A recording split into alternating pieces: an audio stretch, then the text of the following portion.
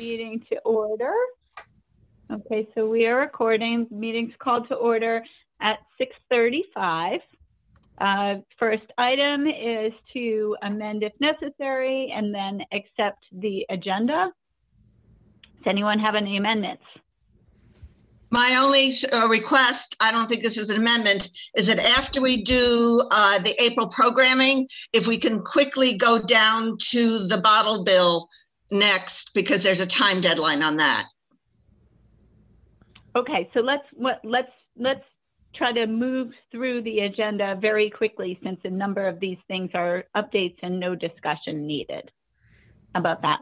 Motion to accept the agenda as proposed. Seconded. Oh, I wanted to add one thing. The new zoning amendment that is being proposed, and the subdivision proposal that's going to follow. We talked about that quickly last time, and we said we're going to put it on the agenda. Motion to accept the agenda as amended. That's a new item under new business? Yes. Okay, so what's it called? The subdivision. Say zoning amendment. Zoning amendment? Okay. There are actually two of them. Zoning amendments. Yeah. Okay. All right. Melissa has the motion on the floor. Lydia, do you want a second again? Sure, why not? All right. All in favor, raise your hand. Any opposed? Seeing none, the motion carries. We're going to move to the minutes of the regular meeting of February 17th. Did everyone have a chance to review the minutes? Yep. My sound is off. It's muffled. Your sound is like super muffled. Maybe because I had the phone on the bed. It could be. Can you hear better now? It is a little better, yes. Okay. Yeah, Sorry. so under number 3, the draft December minutes should be January minutes. And they were approved with some changes. So it doesn't mention here that some changes were made. Wendy, have you got that? Yeah, I guess so. Wait, I'm confused, Yos. That was February's meeting. Right, but February. Yeah, on the February meeting, but it mentions the draft December minutes. Oh, wait a minute. No, that's right. We already did that last month. Those have already been submitted, the ones that were approved. Yeah. I think this is correct, right? No, but the January minutes, we made changes to. But if we made changes to them, didn't we vote on that at the meeting, and therefore that was accepted and they were submitted? Yeah, but it has to, under number 3, it says the draft December minutes were approved, but that should have been the draft January minutes were approved. Because the previous meeting, January meeting, we approved the draft December minutes. Oh, I'm sorry. You're looking in the minutes. In the minutes, yeah. Oh, I'm sorry. I take back everything I said. I thought you were looking at the agenda. No. Are we on number 3 now? Yeah, Wait. that's number 3. That's number 3 in the minutes. Yos, is it easier for you to send what needs to be changed? I mean, really what we're talking about is it's like a Scrivener's error. Well, I mean, it's only changing December into January, and then you have to add with some changes. Right. So the draft February minutes should say under number 3 that the draft January minutes were approved, that amendments were made to the draft January minutes, and they were approved after a motion by Melissa and a second by Liddy.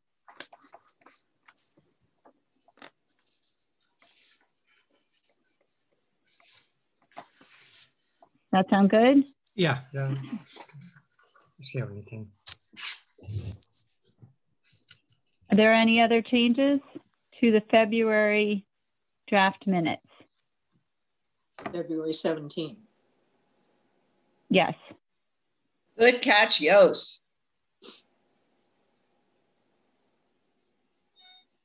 All right. You So look for a motion? Yes. Motion to accept the minutes of the February meeting as amended. Okay.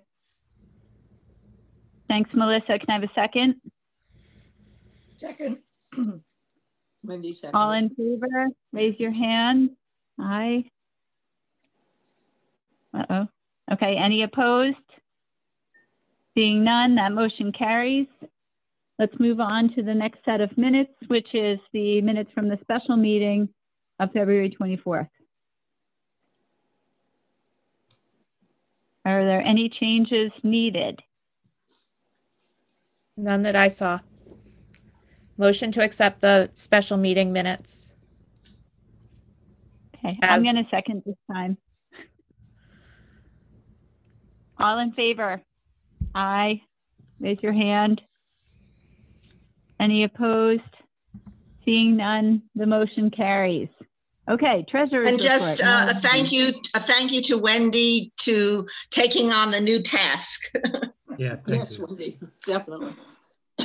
I'm not loving it. I didn't either. No, you didn't. I'm more impressed with you every day. Treasurer's report, I did send one around to you all.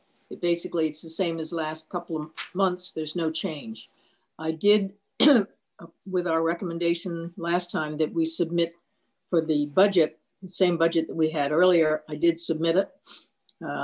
It's a total budget of $2,495, same as last year. I sent an email to Barbara and asked her for reports on Cougar and our own account. And I also asked her if there was any update on the budget requests, and I have not heard back from her. They're meeting right now on the budget requests. So the budget question is happening right now with Board of Finance. They hear the Board of Ed next week. Then you'll have some, Barbara will be able to give you a little more info after that, I assume. Okay. When does our money have to be spent by? It's always June. June 30th. the last day of June. The end of June, although sometimes they give us a little bit of an extension.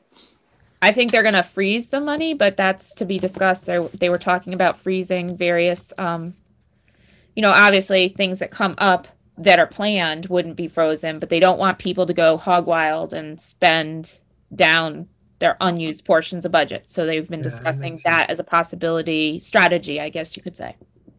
When I submitted the budget to Barbara, I said in my covering email that we assumed that the balance of our current budget would be returned to the town, and because so many of our things just weren't going to happen.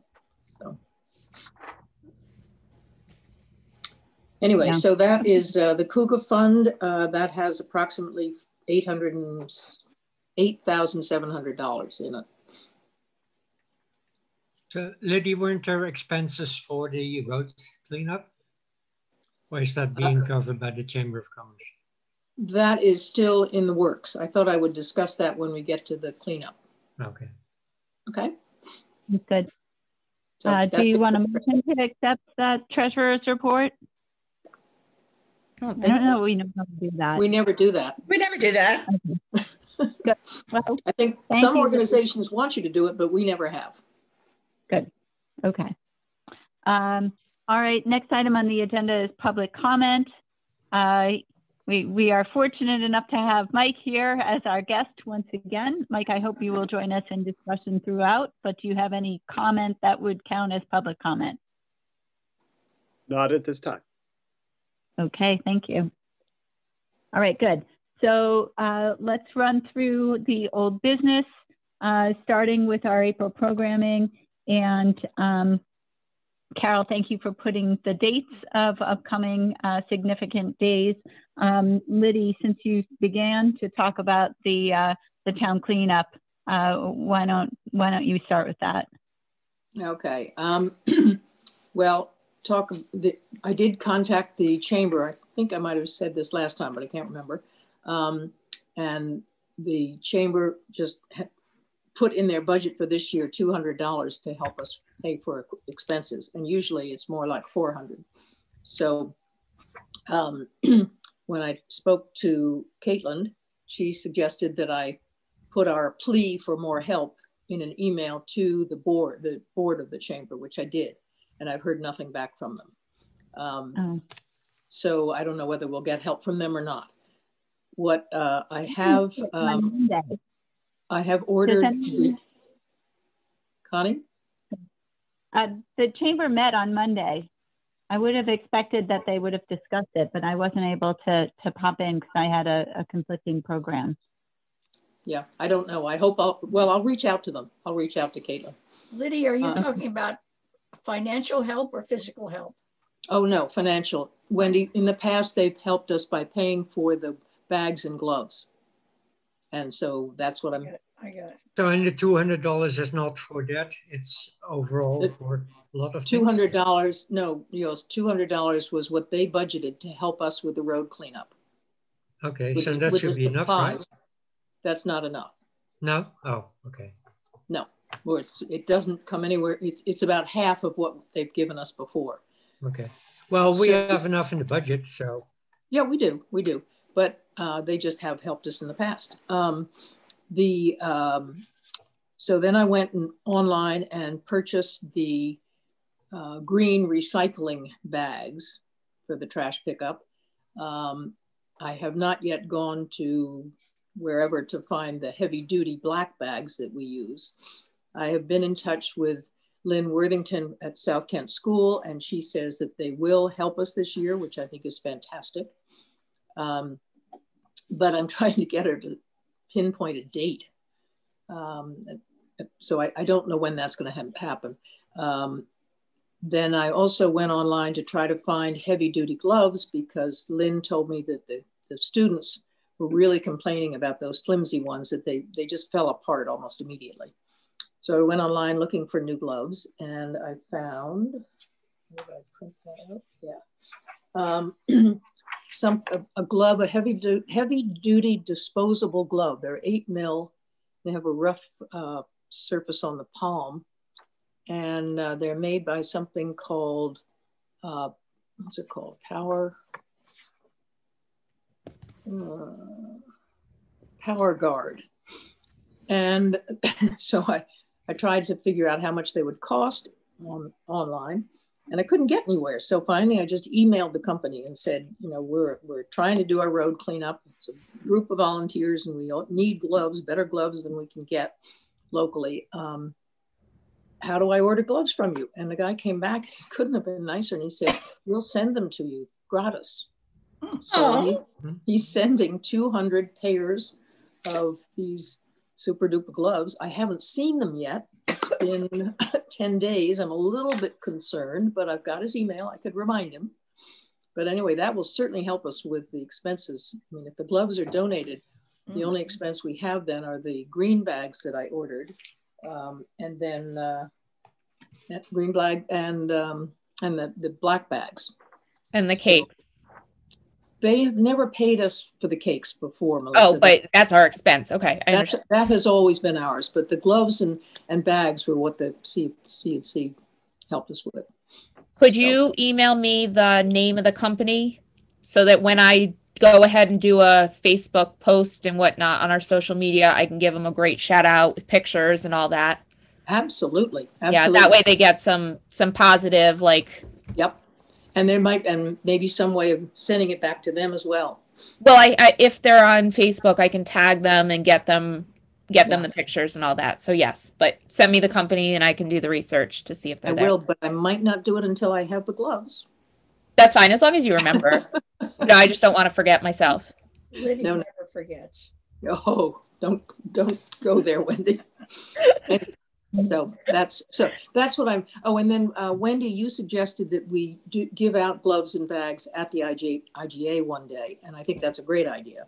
But until I know what day South Kent wants to do it, I don't know what to set up with the IGA. Okay. Darlene has also offered to do similar to what we did last year with the Arbor Day trees, setting up a tent at Town Hall and having telling people that they can come around to town hall, contactless, pick up bags, gloves, supplies, that kind of thing. So she has offered that to us. One thing that I have to report on the road cleanup is if it turns out to be the week of April 12th to 17th, I have to be out in Seattle, Washington, looking after my invalid sister. Okay. So I'm hoping that Lynn, and I even said this in an email to her, that they would pick the following week, the week that actually has Earth Day in it. I have the feeling the Cub Scouts and whatever Boy Scouts are freely able to do, we'll probably do April 23rd.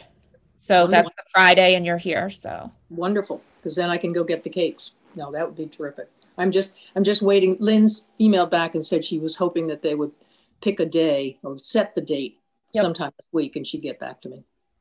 It would be great if she set it around our date so that you only had to get cakes one time. That would be very nice, although it might make 2 trips in my car to pick up 6 cakes. But anyway. So you can write us down for the same amount of bags and gloves that we got last year or 2 years ago. Okay, I will do that.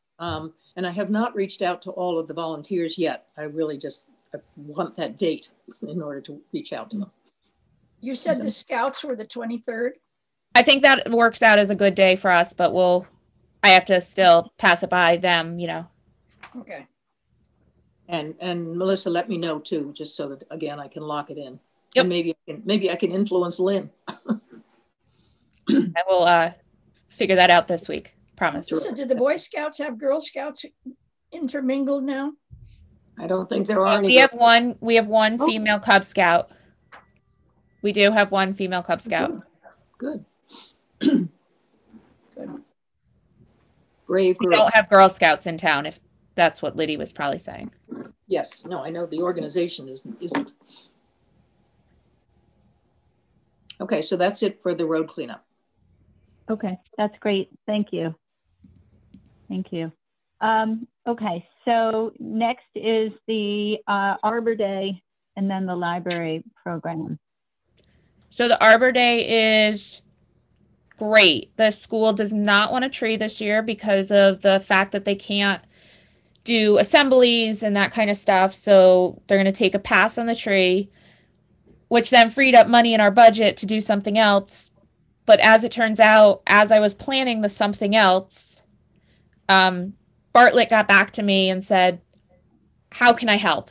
Can I give you a tree? Can I give you this? Can I give you that? And so he and I have worked it out, and I'm getting the same thing as last year, a little bit more quantity. And it's going to be musclewood tree this year. So native, fun to talk about, different to talk about.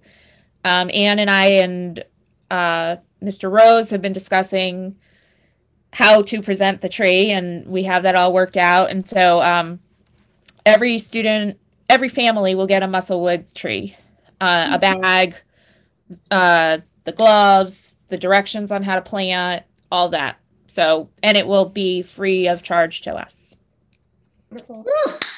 Very nice. Okay. Very nice. So that is being given out in the school on the 30th. Is that right? Yes. Yes.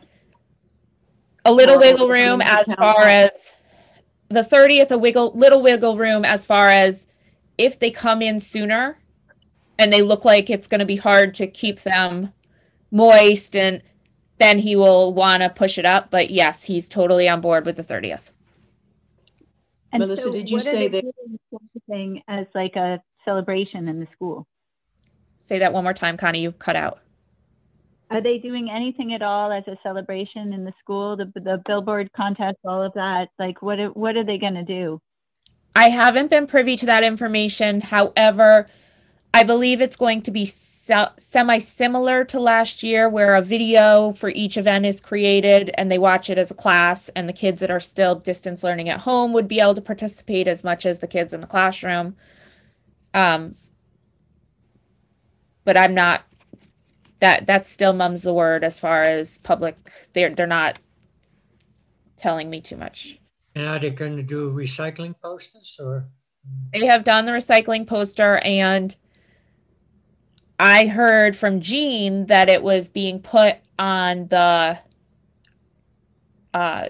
glass, what does she call it? The doghouse at the recycling. So they didn't need the poster to be enlarged. So that money also was freed up from our budget. So I had initially thought we had that money to spend on whatever we were going to do. Don't even need that money. So for this year, we're not spending any of that money. I guess I would just be, I just want to make sure that as the Conservation Commission that we are there to help, A, if they need anything, and, B, kind of knit these things together so that there's, so that it's not like it just happens and nobody knew about it or it wasn't meaningful. We could put something inside each bag if we want. The bags are being delivered to me here at home. And then during school hours, I will bring them to KCS on the 30th, because of the logistics of his schedule versus my schedule versus the school schedule. So I have worked that out with Anne.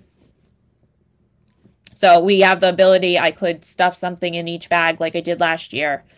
But what I put in the bags last year is not needed because the school is already doing that. How many bags are there, Melissa? 140. Oof. And like Liddy, it will probably take 2 trips from my car. 6 cakes or 140 trees, neither fits in our small cars.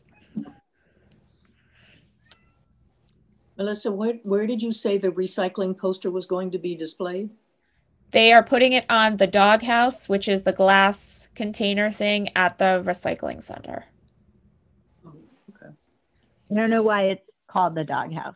I don't either, but that's what she calls it, so I call it that. I thought you all knew and I wasn't privy to it. But it still has to be laminated and protected. No, I think it's like an outside sticker of sorts that's going to go on the metal container. That's how I picture it. Okay. I asked if they wanted it. They didn't want it. Jennifer Newton-Jones arrange for this? Is she making the laminated stickers? Is that? I assume. I asked, and I asked like numerous times to both Anne, and they didn't want it. So, short of giving it to them without their permission, without them wanting it, I at a certain point, I just have to say, okay. Will we find out who won? Will we get to see these things? Well, you will, because you go to the transfer station. I don't go to the transfer station, so you'll have to send me a picture. Well, that location is really halfway hidden. That's a crazy place to put it. It would be nicer if we were able to also feature it on our Facebook page. Well, I think we're going to attend. Last year I attended the actual ceremony and took pictures, screenshots of every single one that from KCS or from Kent actually, because we had some at Marblewood. So I'll do the same and put it on our Facebook as long as I know about it ahead of time. So. And can't Jean also either link to it or add them to her newsletter? At least a number of those posters designs. That'd be a nice thing to. That's a good idea. Bring up. We can suggest that for sure. Okay, and then for the tree bags though, how about just a simple little? I can print it up. It's not an issue. Like a simple little card that says, for a gift for you on Arbor Day or something like that from the Conservation Commission. That would be great. If you can get that to me, I will put it in the bags when they get here. So when I see you next, if you can grab that to me, that'd be perfect. Is there any chance we could have a sticker made like our at the top of our stationery, just with a symbol, and put it right on the bag? Like the Kent Land Trust sticker? Time of this one. I don't think we could do that in time. Like I think the bags are like reusable. The bags are like grocery store reusable bags. The sticker wouldn't actually adhere to it very well. Okay. Oh, that's nice though that they're reusable bags. I like that. They were At least that's beautiful what they gave bags us last year. Yeah, that's what they gave us last year. There were two different kinds, and one was more of a plasticky and one was more of a canvasy one. I'm sure he ran out of one, gave us the other, but it was great. I still use those bags. Yeah. And nice work gloves, heavy duty.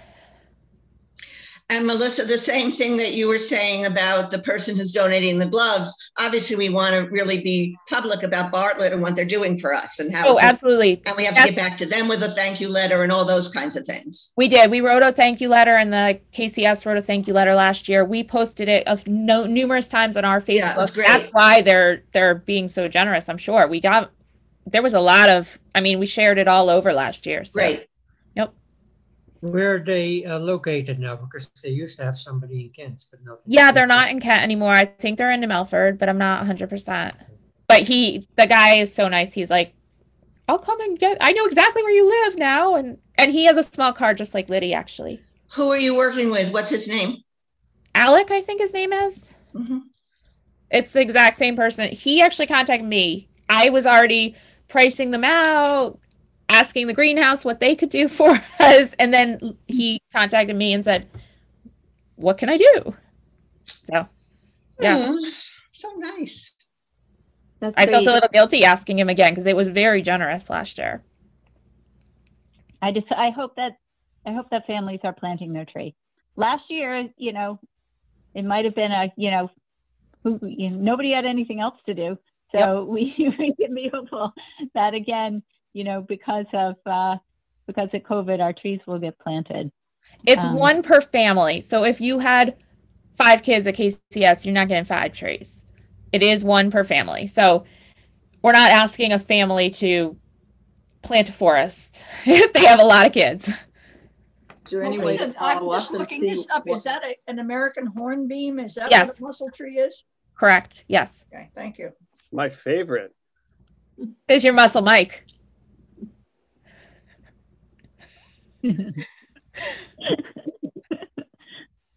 Melissa, could you find somebody last year and take pictures of what their tree looks like now? I have I planted a couple here. So, well, one here, and one at my father-in-law's house. So yes. I was even thinking of just because it's PR, go to some KCS parents and ask them if you could take a picture. Did you plant your tree? No, you don't ask that. You say, can I take a picture of your planted tree? How big are they like pencil thin and a foot tall or what? Yeah, they look like very little right now. And yes, they're 15 inches tall and a pencil thin sapling, and yes, it's not going to look like much for a couple of years, but it's fast growing. So yeah. Is it possible that you could include in the bag a picture of what it's going to be? KCS is doing that. Mr. Rose is doing that, and planting instructions and stuff. Okay, good. It's really nice. That's great. And their presentation will include all of that too. So that's why they wanted it so far in advance to know. Okay, awesome. All right, well, let's move on to the library program. Okay, so those two things, the litter cleanup and the Arbor Day, are so positive. So I'll add to some more positive things. You do remember that last year we were so disappointed that we had a topic of the bats and we were not able to do the program. And so what we really want to do this year is we want to resurrect that program, and we are going to be able to do that. I mean, it's such a fabulous topic. Bats are so interesting. And the program that Lori had done at Marvelwood is just incredibly interesting. The other piece that's part of it is because we are resigned to be using the Zoom technology, one of the advantages of the technology is that we're going to try to get a wildlife rehabilitator show a bat, which is the perfect use of the technology. I mean, I would never have thought of bringing a bat into the library if we were having a regular in-person program. But this way, it was, you know, she'll be able to show it to everybody. And so that will be really great. So that's really the good news. Now, the part that we really want to be flexible about is, as you remember, Aidan Cherninsky was really a researcher on this program. And the Marblewood has had an incredible scheduling, a lot of difficulties. Lori had some personal issues that she had to go around. Aidan's schedule is very different this spring. So Aidan had volunteered to just give Lori the PowerPoint, and I thought about it and got back to Lori, and I'm an educator, and I just was not comfortable with that. I just feel that Aidan deserves to be the presenter of his work, and that he needs closure. He needs to have the experience of presenting it. So Lori and I really talked it over this weekend, and I've worked it out with the library, and we are going to do the program, but we are not doing it the week of April. Every day is Earth Day. We're going to do this program mid-June. That will give Aidan more of a possibility if he still wants to and is still available. His schedule would be open. If not, then if it won't work out, then we would go ahead without him at that point. But that just seems to me that that's really what this is about. So we just have to be a little bit more flexible this year. These are different times. The other thing that goes along with it is that the rehabilitators who have the bats, the one really won't be getting bats in until around the end of May and June.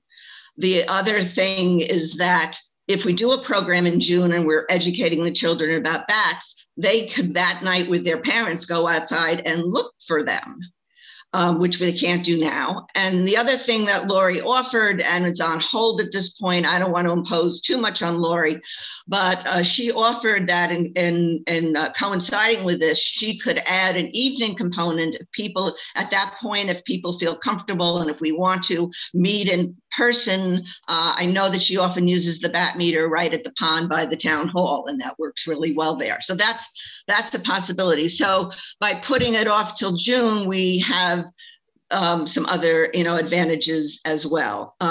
The PowerPoint, depending on how long the presenter, if it's Aidan, we certainly hope it is. If not, whoever is presenting, that would be about 15 to 20 minutes or worth. The rehabilitator would be the other part.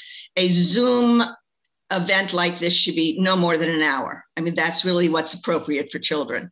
And the librarian and I've been working with the new children's librarian, Debbie, and we've already talked about some other kind of either hands-on song, acting out something so the kids don't have to be sitting the whole time. So there's lots of pieces to it. The library was very comfortable with it. They certainly were not left in the lurch because they have lots of people who want to use that week. So Lori and I are going to give them a tentative date, right? This week, we'll let them know about what date, at least to get something on the books for mid-June, which could always be changed as we get a little bit closer. The other thing, however, is that one of the things that we really like to do as a Conservation Commission is to purchase books for the library with the theme. So I have done research and I think I have picked out some. Usually I get a chance to use the interlibrary loan at the library and preview all the books, but I'm working with Debbie and I would like to, Liddy, this is for you to hear, I would like to purchase the books now, so that they're right now on our budget and that I have them, because the other thing is that it would be good on the Zoom then to hold up the actual book and show people what they look like. So I'm going to go ahead and use that portion of the budget now for the books as we had planned. The other thing, Lori felt really guilty about all this. And so she had told me that what we could do, she told me a couple of weeks ago that she could, instead of doing this program, in addition to doing this program, that she could offer, she has a whole program about Martins, that she runs at the school. And she has 2 students who have written a book about it. And she offered that we could do that and put that in for April. And I thought about that. And the book is quite long. It's very good. The students have done an excellent job. But reading a book that long on a Zoom to children is not the correct use of the technology. And when I got back to her, Lori also said at this point, she actually thinks that the Land Trust is going to go ahead with some educational program about the martins. So it's fine. You know, that works out really well. We're going to do in June, and we can probably partner with the Conservation Commission. It's on Trails Day. And I'm going to set up a temporary story walk up at Marblewood for, sorry, Connie, you're finding out about this now. I just realized that. Well, I'm going to do of the books so that people can walk around, and then Lori will be at the Martin house showing the martins. Yeah, I mean, I just felt it was the wrong thing now. And I also felt that, you know, we don't want to impose upon Lori. Lori's helping us with one program this year. So I don't think the Conservation Commission needs to impose upon her to be involved in another one for us. And she has offered several times. I think this will be the third time she's doing a program for us. Mike being one of the first people who did a program for us way back when. I think Mike was our first year. So, but in any case, so I backed off from that. And Melissa, I would say that your program about the martins, I don't think the Conservation Commission should be a partner on that. I mean, I just go with it and do your thing. That's the way fine. I mean, it's easy enough to add the Conservation Commission to the bottom of the poster if you want, if everyone wants. I don't see that. I think if our thing, I don't feel that way. I feel like my thing is the program with the library, and we've got it set, and that's fine. So that's really where that was all my thinking. And I think it's all good. As I said, when Lori first got to me with a lot of the personal situations she was having with her scheduling, my feeling was, you know, these are different times. We have to do things differently. And so if that works with everybody, there we go. Works for me. I think that's fine. The library doesn't need any additional programming during spring break week. They're good. She seemed to say that they were good. And her whole point also, she just didn't want to also lose the connection with us. I mean, you know, that so it's still our connection with them. Once a year, we're doing a program with them. And you could contact her, but she, you know, the timing became critical. For instance, their newsletter about what's going out in April goes out on the 17th, you know, so they need to be all set. So that's why I was kind of pushing to get things resolved, because if we were going to do something, if it doesn't get into the, you know, that's one of the ways you get your audience. So we didn't want to miss out on that deadline. So I've been in contact with Debbie for the Land Trust, as Connie knows, and we're doing a program with them on Monday of that week. Right. So, and I've previewed their whole lineup, and it's awesome.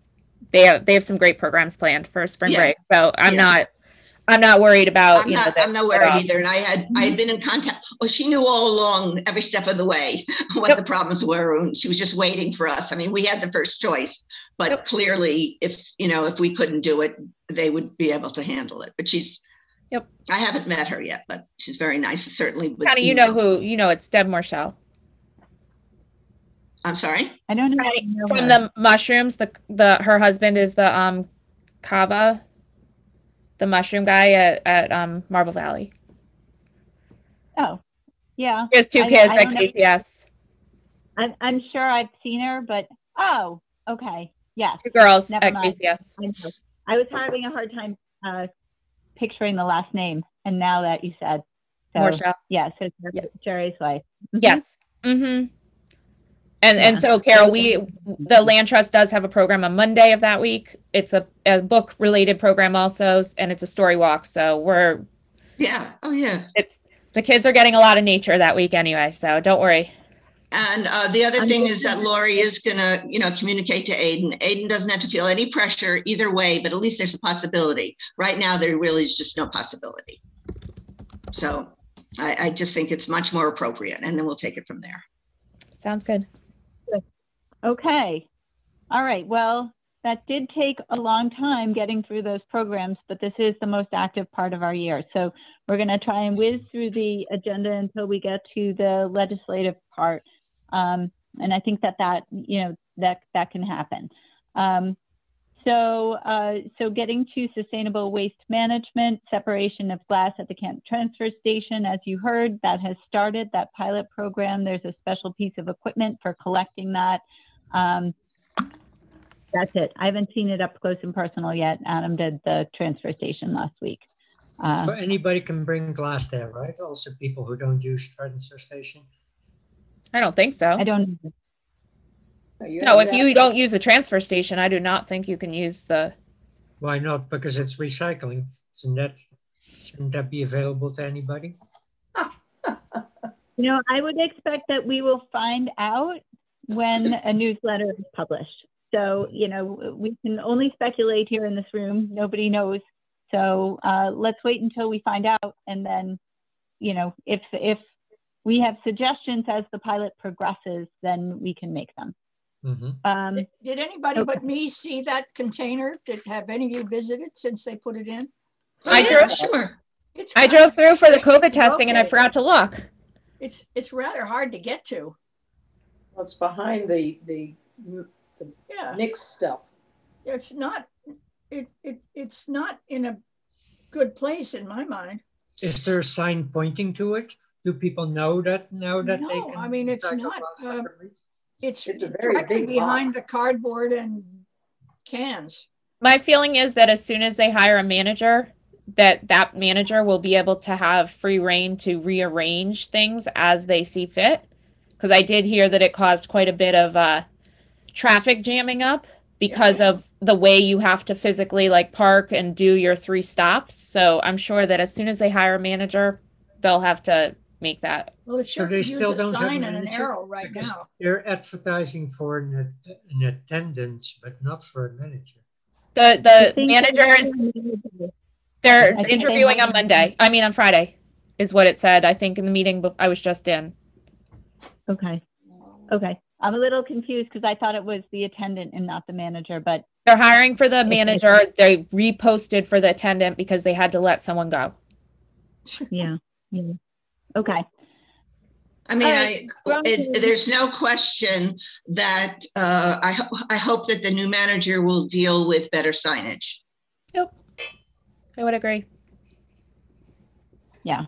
But for now, start separating. If you're a transfer station customer, start separating your glass from your other single stream. And also, you've got to take the metal cap off or the cork out. Correct. Well, there's an education component here along with the signage that really needs some attention. You also have to be tall to put the glass in the container. Oh gosh, I won't put it in one piece at a time and you've got to reach up. I don't fit that bill at all. Let's see how it unfolds, and you know, we can offer our assistance. I feel that you know, we have not been asked for our assistance in this, and so let's see how it goes. You know, it just got there, so obviously they have a couple of kinks to iron out.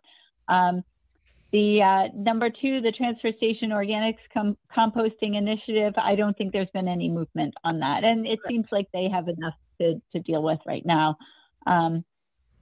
The number 3 on Coalition for Sustainable Materials Management, there has not been anything new except that initiative is sponsoring all kinds of webinars. So I thought you might be interested to hear that I went to one on RAP, and I found it pretty depressing actually, because it was really about how much RAP is not recyclable at all, and it just seems like it's a giant juggling game. The people presenting were the recyclers, but they were also people who were producers of plastics and aggregators, and it was just interesting to get some insight on that industry. But, you know, things like whenever they change a Ziploc bag, if they use a little bit of plastic that isn't the plastic that's recyclable, then that whole piece of equipment becomes non-recyclable. So it seems like they're, you know, it's almost like the producers need to move first to make the things recyclable, and then we need to recycle them. But we can raise our voices to advocate for producers to do that. And you can do that legislatively, or you can do that with your buying power. So be aware of that. And in the meantime, if you collect wrap for recycling, don't guess it. Don't be wishful in your recycling. If it's crinkly, if it has colors, if it has stuff, if it's saran wrap, be good. If it's not, don't put it in. Did you find out about plastic bags, like for wood pellets or for mulch, if they can be recycled? If it's stretchy, probably. But if it's pretty not solid, stretchy, big bags that hold 40 pounds. Maybe not. And I wouldn't chance it. I mean, and it's sad, really, because you could probably compact all of that stretchy material down to a very small ball, and your other waste is enormous. But I don't know. It didn't, from a consumer's point of view, from the recyclers, like the person bringing it to recycling, I felt pretty powerless from that particular webinar. Are we still doing the wrap program at KCS, or should we be pulling out of that? KCS is not collecting it right now because of COVID. Okay. So I did get an email the other day that that Trex is still doing it this year, but KCS doesn't want to do it, and so maybe we'll look into doing it next year. Their cycle goes like October to April or September to April, so we can approach it again next year. Mike. This is probably a big thought for future conversation, but my perspective dating back to the 1990s in Massachusetts on what you were saying about the producers being responsible for some of these issues rather than trying to chase this stuff down on the back end after it's already been created. Chasing this stuff down on the back end to try to recycle it is insane and always has been. I think every ounce of energy that anybody puts into this should be trying to get the producers to be responsible about what they're making. And if you're trying to deal with all those changes and rearrange your town recycling programs over and over and over again to deal with it, you already lost. There's just no hope there. I guess I feel less bad about the fact that all the wrap that's being collected at the transfer station is going into the garbage after hearing about your knowledge, because obviously it's going into the garbage somewhere else too. So yeah, and going into the garbage is better than flying around in our trees and going into our oceans. Yeah. So at least they're collecting it. Yeah. Okay. I mean, the only thing with that is that our garbage from our transfer station doesn't go to a landfill, it gets burnt. So all that plastic is being burnt, which is not great for the air, but that's beyond our control. I mean, I think at some point we should think more about what Mike is saying, if there's some way that we could put some energy towards, the producers again. I mean, we've bantered it around, but it's very hard. Well, there is, and a political thing. It's very hard to get done politically, and some producers at least are pushing back. Other producers are talking about doing it, but is it actually going to happen? That's the hard part. There are a couple bills, before the legislature this year.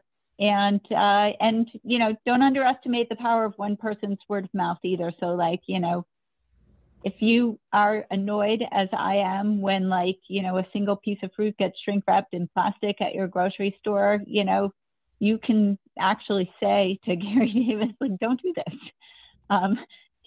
This is ridiculous. I don't want to buy this in this packaging. If you're an Amazon customer, there are options that you can check now to try and reduce the amount of packaging that comes. Or you can be like me and try not to get anything shipped to you. because that's just my personal thing. But you know, the peer pressure element and modeling good behavior and thinking about what you're doing, you know, if we all did that, we would make a huge difference. So, okay. Where are we on? Sustainable CT. We heard from Jean recently. I think, Melissa, what meeting was that? Was it a Board of Finance meeting? It was, wasn't it? I believe so. Yeah. Anyway, Jean made a comment that she had recruited 5 people, I think, to be on a sustainable CT team. How many people? She said 5. Really? That's news. Yeah. So that's great, because that, you know, maybe shows that it's moving. And when it starts moving, if there is information that we have and we can provide, we will, and that'll be great. Okay, Regional Recycling Task Force. I don't have anything. Does anyone have anything? Okay. Okay. Kentrails, a hiker's guide. Okay. I have 42 of them left. The House of Books at some point recently said they were thinking that they would need some more, but I haven't heard from them. That's it, really. They've done all their, I guess the chamber has given out all their bags with our trail books in them. So. And you last time suggested that if we do redo them, we need to update them. Yeah. So, Wendy, you can think about that. Great. Okay, thanks. Okay. So let's get to Connecticut legislation. And I used that Connecticut League of Conservation Voters a summary to kind of supplement a list that I'm keeping on my own. It's 4 pages long though. So I don't think that in the minutes we should even try to list the different bills that we might be following. There are a couple that are on for Friday morning before the Environment Committee. And Melissa reminded us through an infographic of just how difficult it is to really move legislation through the Connecticut State Legislature. So I just want to kind of put that into our heads before we go crazy, recognizing that, you know, some of these bills aren't even going to make it out of committee, and some that we're about to talk about are up for public hearing, you know, in the Environment Committee right now, and they need to make it out in order to move on and have any chance of getting passed. Do you have any idea what bills might pass? If there's a bill that has bipartisan support right from the presenter, that has a much better chance of being approved than one that has just a single person as the sponsor and not really much meat to the bill when you click in, like I showed you how to click in. If there's not much written about it yet, it probably isn't going to even make it to the hearing. Yeah, some bills are like 15 pages long or even more, and then others are still like less than a page. It's just an outline or an idea. Well, and some bills are based on bills that had previously been heard, and these are revisions or they're one-off of a bill that didn't quite make it through last session or session before. And so they're going to have a lot more beef to them in their substance than those that have just one sponsor and not much. I don't want to say thought, because obviously any legislator that puts a bill before has thought about this, and I respect that, even if I don't agree with it. Yeah, well, but the bottle bill, the SB 1037, I mean, that is having a hearing on Friday. Correct. So, and that's always been very important to us. So is that something that we want to put in a comment to? And if so, the comments have to be in tomorrow. So I'm not sure how appropriate it is for us to be writing it through the Conservation Commission as opposed to us individually submitting testimony personally. Okay. Yeah, I sent my letter in. I think it's a little on Friday. I fully expect it to be about 8 hours long, because the last one that I went to was 10 hours long, and they're doing like 8 different bills on Friday, as to only 2 at the last hearing that I went to. But I think the bottle bill, I don't know, personally, when I looked at the different issues that are, you know, it's so convoluted. I'm having a hard time believing that it's going to make it out of committee. You know, there are just going to be too many conflicting interests that are coming in. I fully believe that it is what has to happen, but all of these modifications aren't going to happen at one time. I think that it has to be broken up into numerous bills for it to pass. I think that trying to make such a beefy bill is just asking. I get why they're doing it, because COVID legislature looks a lot different, and they're not, you know, in a room sitting and really hashing things out together. Doing this over the virtual platform does make it harder. But I think that this one bill could easily be 10 different bills that get us closer to the final goal. Melissa, is it the conflicting issues on it that makes it inappropriate for us as KCC to comment then? I personally think that, yeah, I think that this is politics, and you know, although that we as the 7 of us might agree, if there were different people in this commission, it just seems a little weird to me to. So it's more about politics than it is about the environment. Yeah, for me. I go with your advice. That's fine. And many of these bills are so unreadable. They're I don't know why they're written the way they are.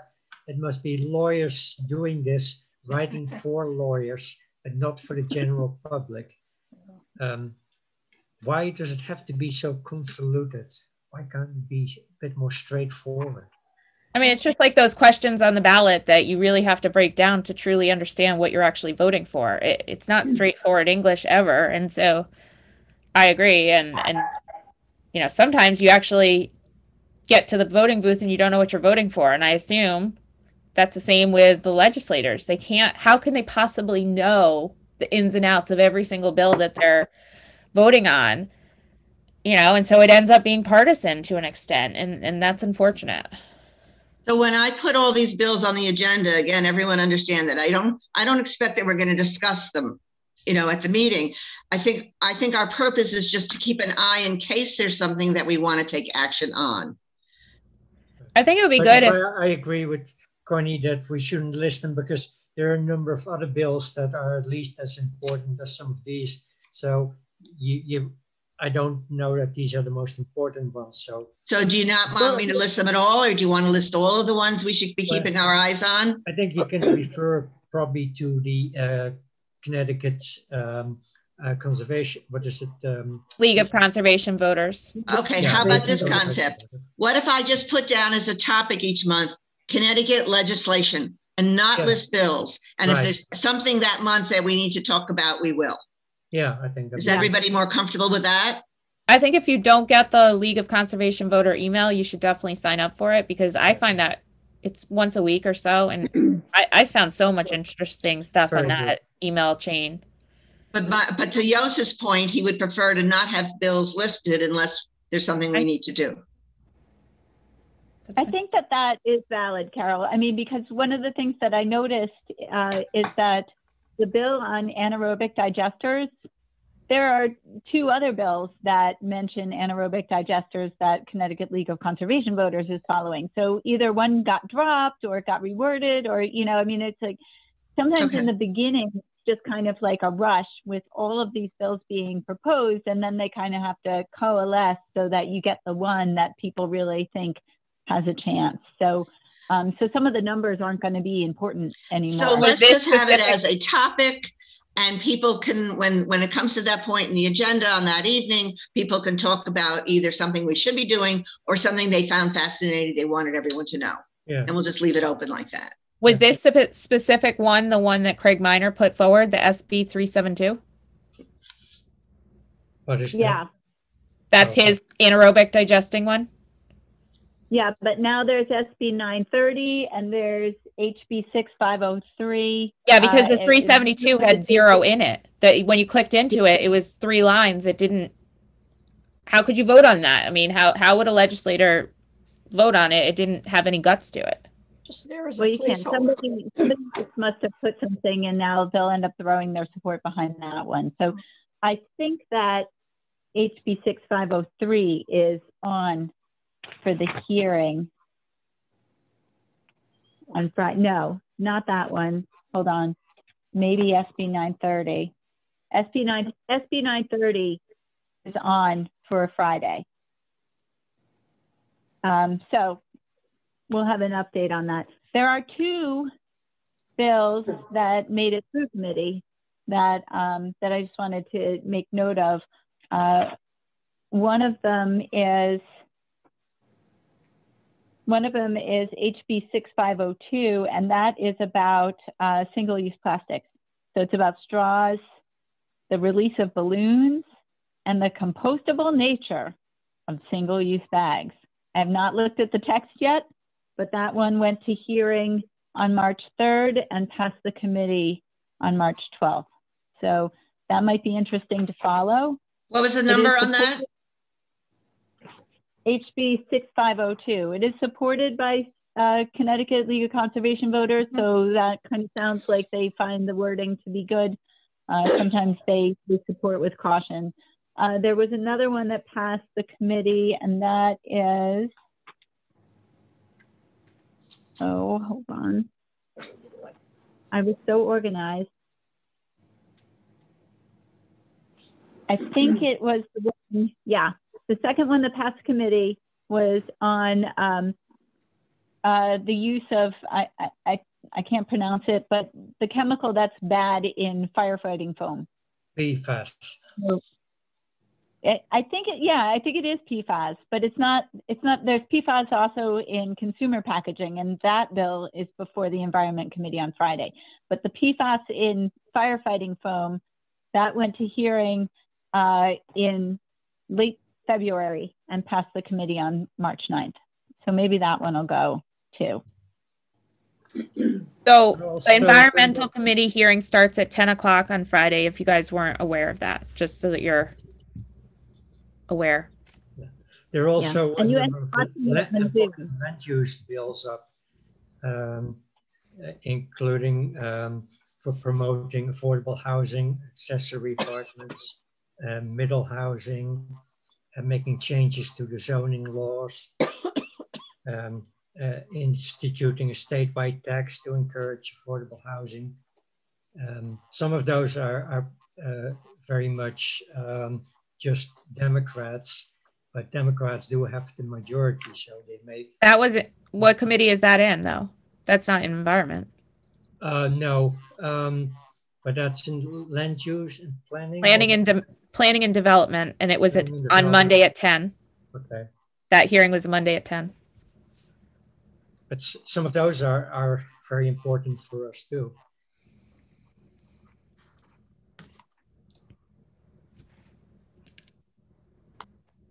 I am afraid I'm not qualified to speak on those. I don't know who the legislators are on those, and I haven't followed. Well, Martin Looney brought in a couple of them, so he's the Senate leader, so that's an important push. But then the Republicans are very much against it because they see it as a tax.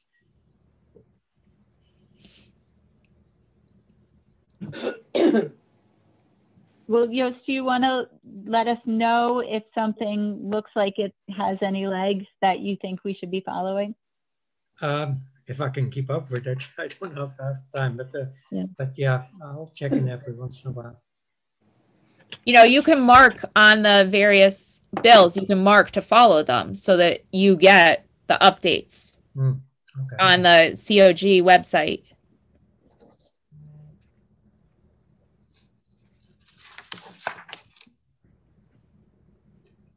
Okay, I think, are we ready to move?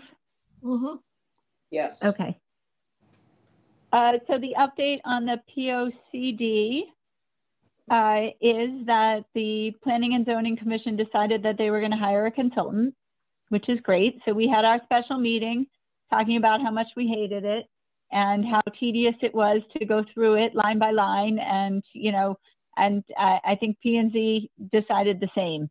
They were going to try and see how far they could get without, you know, without outlaying any money. And, you know, it just, they want to do it right this time. So the RFP for that consultant was published earlier this week. Yesterday, I think, is when it went up. You can view the RFP on the town's website, and the bids are due March 26th, so a very short window. But I think that there aren't that many companies that do this, and so, you know, those companies likely have their eye on which towns need a POCD and when, and so I would expect that that was, you know, part of the thinking, that they would get the bids that they needed within that short period of time, and then they would be able to consider them and pick somebody who's right for them. I think they were also hoping to get Glenn Chalder, who has worked for them before and who they have contact with and who could instantly react to this. Well, they'll see who they get. I think there's probably a bidding process that they have to follow. Even if they have a favorite in mind, you never know how it's going to come in. But we'll know more when they select their consultants. I did notice, just because it relates to our conversation, that in the scope of that RFP, they did ask for, you know, whoever the bidder was to talk about how they plan to engage the public. But that you know, a public engagement and public comment process is part of the process, as we had surmised in our last meeting. So, so that all looks good. Meanwhile, I did my best just to capture the topics that we talked about in the notes that I sent out earlier. Thank you for doing that. Connie, I think that your list is so extensive. It's much more than I remember actually talking about. Did you just sort of put together everything that you would like to have in it? No, I had a preloaded kind of things that were already in the table of contents, and then everything that we talked about that we felt was not in there, I added.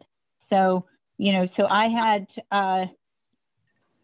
stuff that was, I had the table of contents that was already in the POCD, and then I just made handwritten notes when we had our meeting so that I could capture our discussion. And sometimes our discussion was about, you know, like the sub items too. So that is not how it looks in the table of contents necessarily. But yeah, no, I didn't make anything up. These were, I feel like we did talk about all of those things. It was a very wide-ranging meeting. So is our plan then that obviously this consultant is going to go ahead and do their work. We're not going to be in contact with the consultant, but we're going to see their product and see if they've left anything out based on our notes, and then we approach them. I mean, what happens to our? Yeah, I think we should hang on to our notes. We don't really know what the consultant process for engaging the public is going to be. You know, my hope would be that the consultant will reach out to us and engage us in some way, and also have like the magic formula for not making it long and tedious and really hard to, you know, to wrap your mind around. That, you know, having somebody who's done this before will help us streamline. But we have our notes just in case there's something that isn't in whatever draft emerges. I think the big question is where it fits in with the zoning regs and all that. Like, a consultant's got to tell us who's supposed to maintain this document and remind us to use this document, because, you know, I've been listening to all the meetings lately and all of a sudden everyone's talking about the POCD. A year or two ago, no one was talking about the POCD because it's on the forefront of everyone's memories right now. Yeah. It's being used, but what happens in, you know, 4 years when it's passed and we've accepted the version that we're using, and then we forget that we have to use it? Someone, whether it be the selectman or not, has to say, you know, does this fit with the POCD, or are we just creating a document to sit on a shelf? You know, so I think that it needs to be a usable document, but also we have to understand truly how it fits in with the fabric of the rest of the documents and zoning regs and well, when planning and zoning updated the zoning regulations, they had to refer to this a lot. That's one thing. And when Sustainable Connecticut is going to be reviewed, they have to take this plan of conservation and development into account a lot, and see if things that are in there that should be in there. So I think those are two ways that it comes of good use. I would agree, but as we discussed, I mean, Park and Rec is listed in the POCD, and there's all kinds of departments that are listed in the POCD right now that, you know, are we doing what it says? Who knows? And who's supposed to be the watchdog to make sure all the departments are using it the way it's intended? I don't know. And some of them have never read it. Well, exactly. So I think we're kind of wasting our time to be discussing this particular now, because everything's going to reveal itself after the consultant comes along. I just say, let's move on. Agreed. I'm thrilled that they hired. I think that's fine.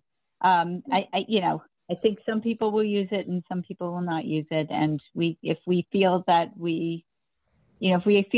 certain commissions need to be reminded of what's in it, we can always try to do some of that on our own. I mean, that is one of our roles as Conservation Commission, to be able to advise. So, but let's see how this process unfolds and what we end up with. So good. Any update on Western Clean Air Action?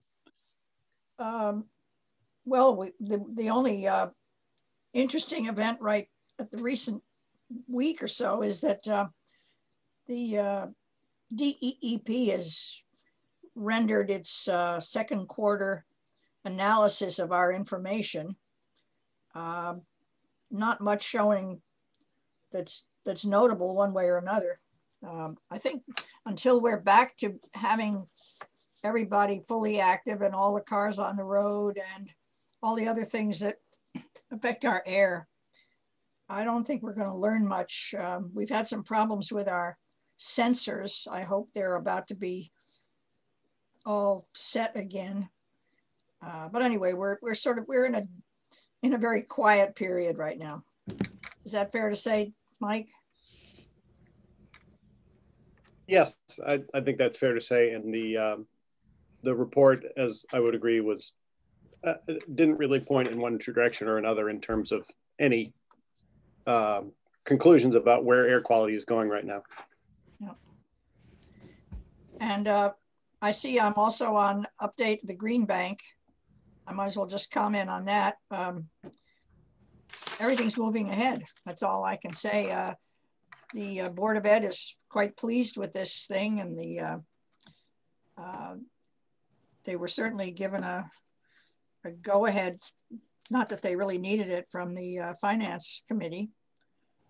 So we'll just have to wait and see what's happening. But I think it's scheduled, not exactly scheduled, but they don't want to start until 2022, which works out for the Green Bank, and it works out for Kent Center School. But they will be doing all their engineering this year. They'll be figuring things out. And the good news is that they can, there are parts of the roof at school which are relatively new, and those are just the right places to put the solar. So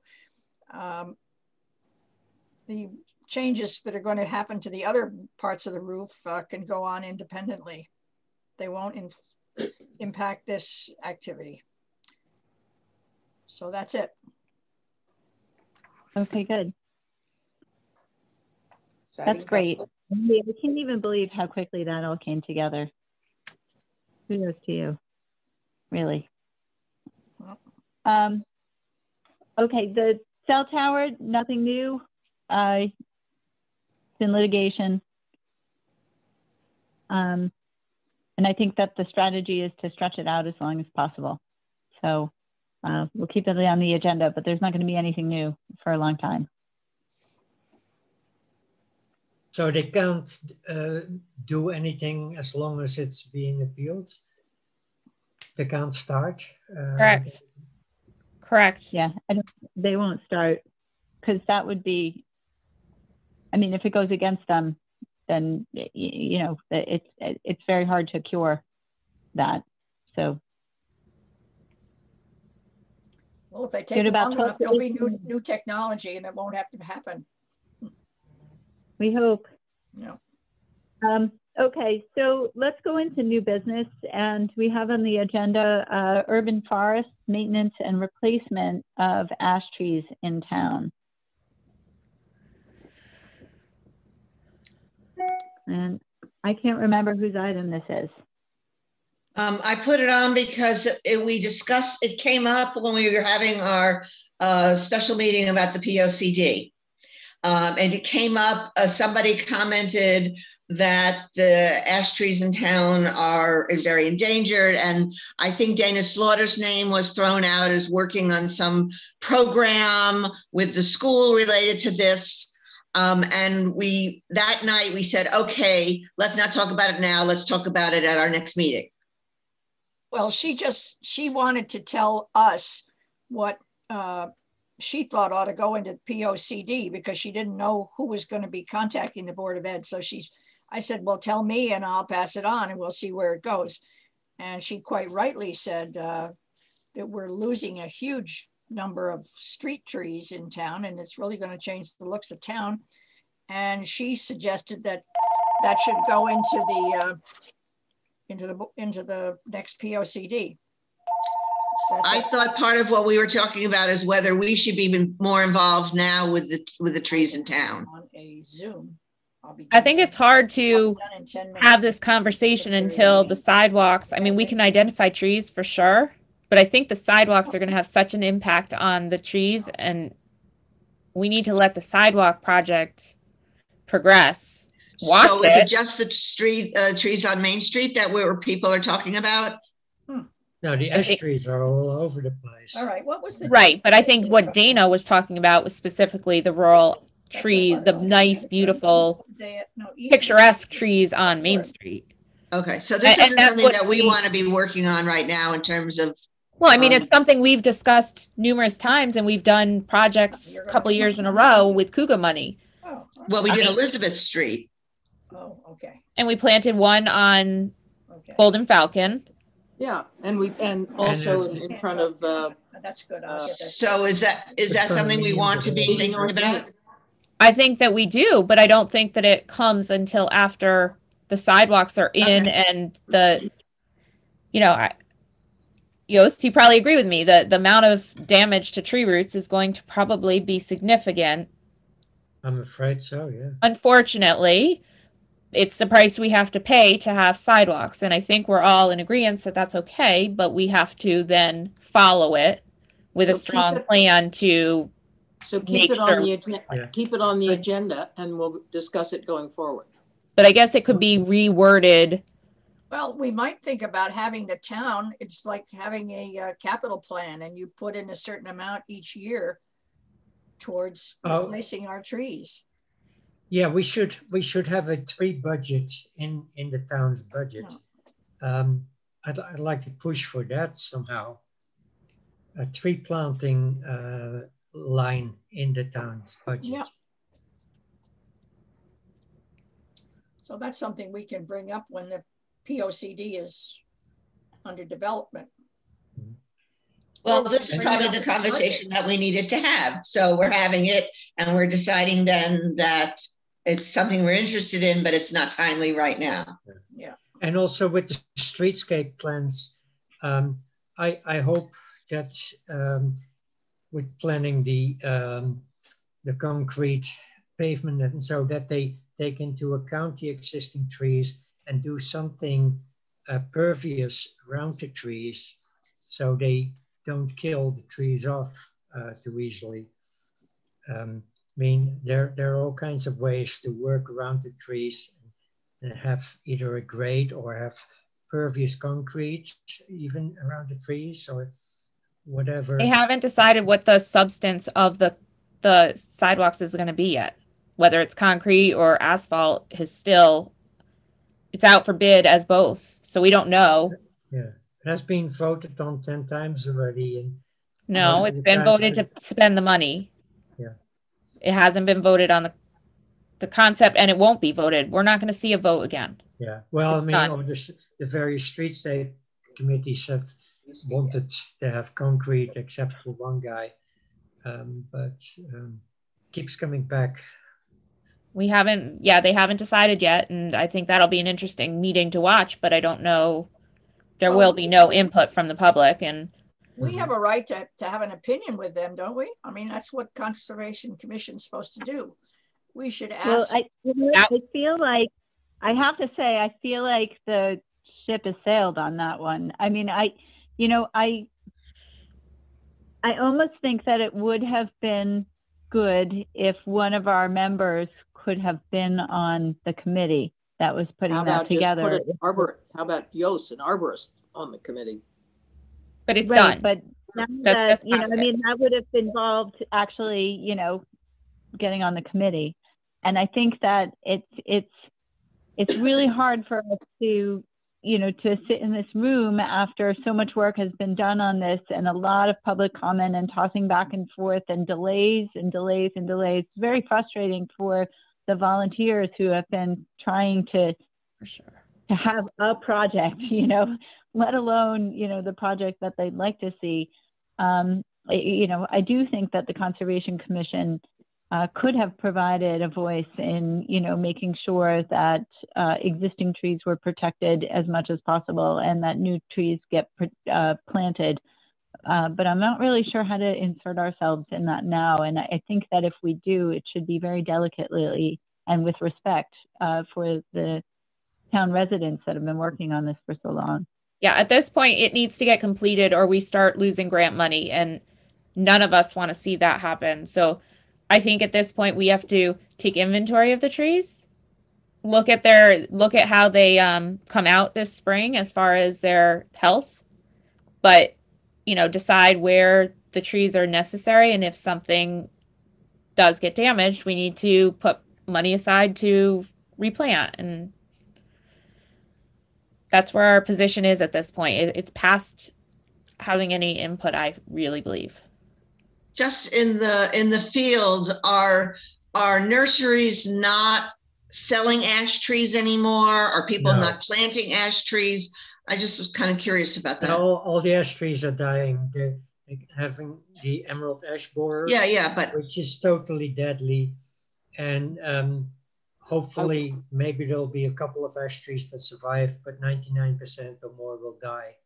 But like the greenhouse isn't selling ash trees anymore. People aren't buying ash trees. No, correct. Nobody would. Yeah. Correct. Okay. There are potentially some varietals that are not hardy to our area, but are not susceptible. But that's still a question mark. Okay. And I've read things both ways. So new varieties that would work at some point, but they'll maybe sometime in the future. Yeah. Like the chestnut, I'm sure somebody's trying to like with the elm trees. Yep. Resistant ones. Yep. I'm getting hungry. So am I. And, I already ate. Connie already ate. Do we have correspondence? Town Highway Department adjourn? has a plan for taking down all the remaining ash trees or not, and how they're paying for it. Do you know, Melissa? He said that he doesn't have a plan, that the ones that he's worried about are on private property, not within the right of way of the town. And so he actually said that in a meeting last week or the week before or something, that there shouldn't be a significant impact to the budget because it will be up to the homeowner to have them removed versus the ones on the state road, which the state is taking care of, but also within only the right of way. Yeah. Who said this? Rick, when they were talking about, it was in the selectmen's budget, one of the selectmen's budget Okay. meetings. Okay. Between your and my house, we had a number of ash trees taken down by the state that were impacting our place. But then further up, there are a whole bunch more ash trees that could fall on power lines and all that, and they've left those.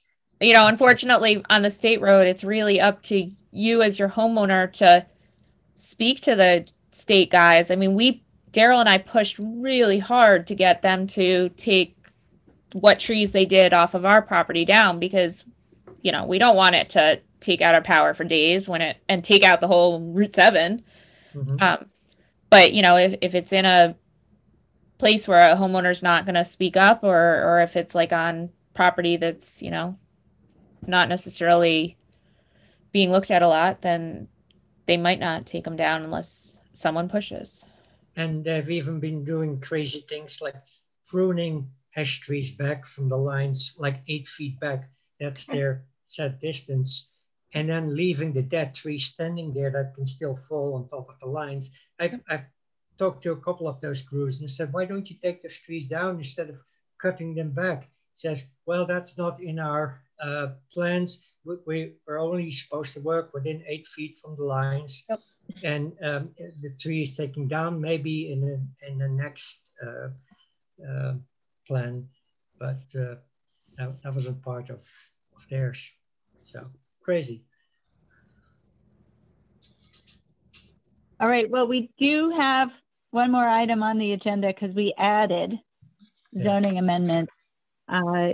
So I don't know, Joost, do you just want to let us, you know, do you want to just make everyone aware of what, you know, what these are? I think both of the proposed zoning amendments are going to end up going to a public hearing. Right. The date for which is not set yet. So what are they? Yeah, the one I'm most interested in regards in the commercial or in the village district, the 10,000 and 30,000 square feet areas, VR1 and VR2. The applicant, a civil engineer, surveyor from New Milford, wants to propose that we allow conservation developments in the village district, which now is only allowed in the rural district, and then set aside 40% of the land as open space, but then allow half the size of the lots in, so instead of 10,000, 5,000 square feet, instead of 30,000, 15,000 square feet. And he has a client who has bought the 13 acres that is opposite Cobble Lane, that nice field there, the northern gateway to the village, which is one of our priorities in the plan of conservation and development. Yeah. He wants to build 12 houses there on the 13 acres. And he wants to have some more flexibility and do small lots and set some open space aside, which by itself is good. But I hate to see that area developed. It's now open and it provides great views. But on the other hand, it is part of the village district, so they are allowed to develop it. And there wouldn't be more houses than if he used the existing zoning regulation. But so he's proposing an amendment to the zoning regulations to allow him to do it in a different way. And I just want to hear from other people what you think about it. Did you listen to the last meeting? What? Did you participate or listen in the last meeting? Yes, I did. I mean, it almost sounds like it's done. So I'm, you know. Well, yeah. Hear any opposition in the zoning? No problems with it, it seems. Yeah, I didn't hear any opposition in the zoning. But yeah, on the other hand, I mean, since it is set aside as a 30,000 square feet per lot area, he can do it also under the existing regulations. He would just do it in a bit different way, which I don't mind, but just I hate to see that area be built up. How many houses was it going to be if it was regular within our zoning regs? It'd probably be the same, depends on the roads that you put in. Most of it is buildable. There's a steep slope area which wouldn't be buildable. Which actually he said the stuff that's not buildable comes out of the formula. So he never even said in that meeting how many houses would be on that property. They only used hypothetical numbers. Right. Could you just repeat where the property is? Opposite Cobble Lane, that open field there with the nice hill with that scenic shed on it.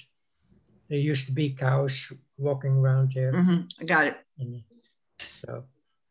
But he's not. And the other thing with this proposal is that he proposes it for the whole VR 1 and 2 district. And I think it's inappropriate for the area on the west side or on the east side of Route 7, like the area behind Town Hall.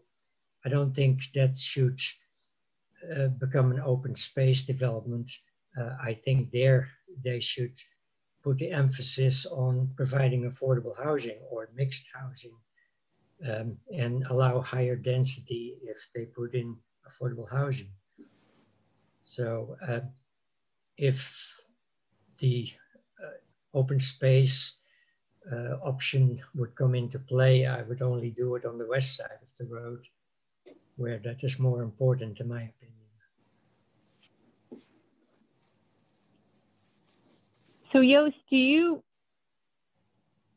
have an opinion on whether either option, it almost sounds like you are saying that either option, like either the way it is now or the way that the developer would like it to be, is the result is going to end up the same. It's a little unclear to me. Is there more open space? It's going to be more concentrated in a smaller area, on smaller lots. Right. The houses will be closer together if they use the conservation, and the open space will be all grouped together, which probably I think you're saying you don't like the aesthetics of. You would prefer to see normal spaced houses with the appropriate amount of greenery around each house. Not me. No, I don't mind that. I rather have a larger area of open space protected. Yeah, and me then too. I think we should become involved in what is the most important part there to protect this open space too. Right, that's what I'm kind of thinking. Is there a way? I mean, I don't think that the zoning regulation would necessarily allow us to pick what open space gets proposed. No. But we'd have to look at it and see if we can advise on that. And so if we look at the conservation subdivision zoning regulation right now, we can see, what he would need to do in setting aside that 40%. Because there is, there's the trouble at that spot is that it, on the west side, it's your view shed, which we know is important to how we feel about the entrances to and from town. On the, did I say it wrong? I always do it. I'm sorry. On the east side, that is. On the west side is the river. And, other way around. Yeah, the west side is the river. Right. On the west side is the river. So, to the extent that we care about the town being able to offer access to the river, potentially, the open space could be very valuable there. So, it's either of those could be a benefit to the town. Right in the center probably wouldn't be good for anyone. But anyway, I mean, I guess that's how I'm feeling about this, is that the use of the conservation subdivision on that piece of property is not so much of an issue now that, you know, I mean, if it's going to be developed at all, it's where that open space eventually ends up. And if there's an opportunity to have any voice or input into that, that could be. If it's done by special permit, don't you have more of an opportunity to have input on that versus if you change the zoning regs? Well, it would still have to go to a public hearing. The regs would, but the actual citing of the open space wouldn't, if it's actually allowed in zoning. Well, the permit. subdivision plan would have to go to. Oh, right. And that's what they did say that. Yeah. And that's another thing. The Planning and Zoning Commission keep postponing updating the subdivision regulations. The subdivision regulations don't match the zoning regulations anymore because the zoning regulations have been redone. And so the engineer also proposed changes to the subdivision regulations to make sense. But I don't think it's appropriate for him to change part of it. I think that the Planning and Zoning Commission should get its act together and get a consultant, Glenn Chalder, preferably, to rewrite the subdivision regulations to make them match the zoning regulations, and then be less of a problem. But they're saying because of COVID, because they can't get together, they can't work on it. I don't think that's a valid reason. Should we just keep an eye out for when this public hearing is set? Yeah. And study the conservation subdivision regs so that we can see where the opportunities might be to voice an opinion. I'm trying to just bring this back, like, because we can, you know, talk about this, we can jaw about it all night long, but, you know, I want to see it with my own eyes. I want to look at a map. This seems premature. The Kent Land Trust is not interested in getting involved at all, or? We were aware when the property was on the market. If we are selected as the recipient of that open space, that would be fantastic, and maybe that's another opportunity. But I don't, you know, I don't have any insight on that right now. Mm-hmm. Does the open space have a steward to it, or the actual community can hold on to their open space, right? Well, they can decide that, or planning and zoning can advise them to. So that could be written into the planning and zoning reg? Well, that the open space needs to be in the hands, an easement of a land trust or something? I don't know. Yeah, that is an option, and the Planning and Zoning Commission can tell them, we prefer you to give easements to a land trust. But they can't make them do it, though.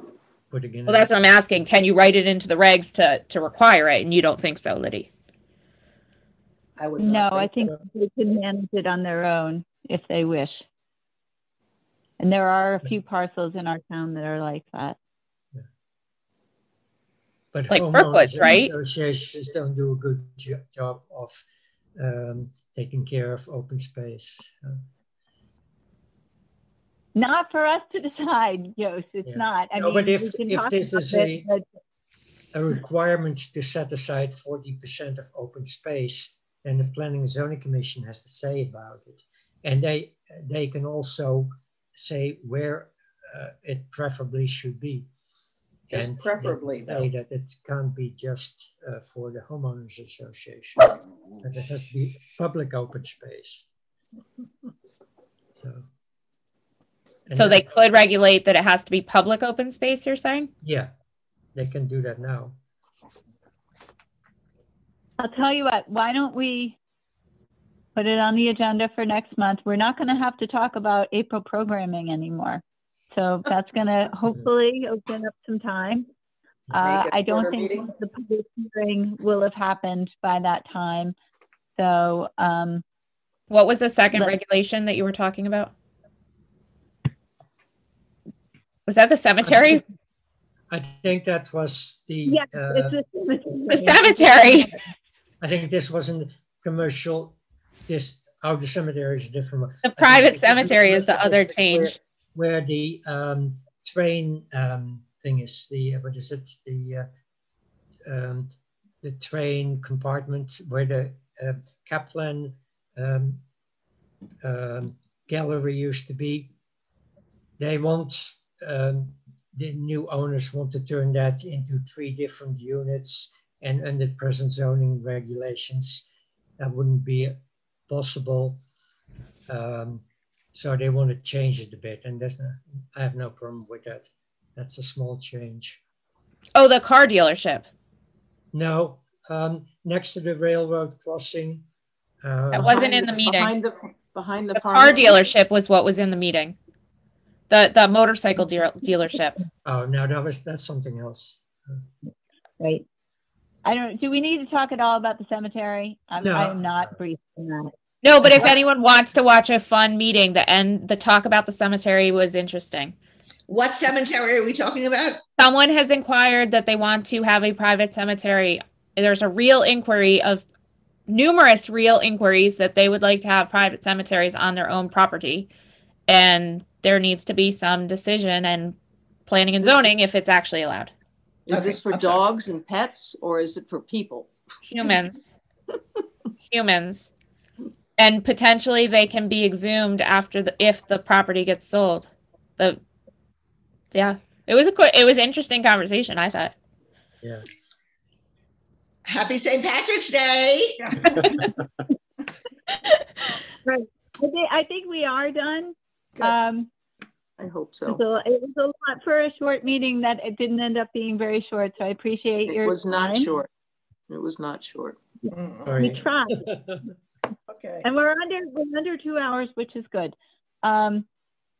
We can do better. I'm not saying that's, Connie, that's let's aim for 1 hour. Could you try that? That's hard. Everyone has to come in on time. It's really hard. I do think that when April is over, that will open some space, and that's good. And don't fill the space. Well, look, we have a lot of things that we have done and that we continue to keep on top of, we'll keep looking for ways to trim. Connie, I want to make sure. Here's a thought. I mean, on the agenda, we have all these updates. Maybe send it around ahead of time. Here is the update. Sure. I mean, it might allow us to be a little bit faster. Or that the update doesn't require discussion. Well, I'm not sure you can do that and not have it in the minutes. It seems like, anyway, let's investigate all that. Okay. But adjourn right now. Here I am keeping it going longer, and I'm the one who wants to get off and have dinner. And what did you make for dinner? Not corned beef or corned beef and cabbage. No. What did you make? Lamb. Ooh. Is that Irish? I'll be there. Yes, and Irish whiskey. I'm going to stop recording. Enjoy it. We will you better. call this meeting adjourned at 8:18.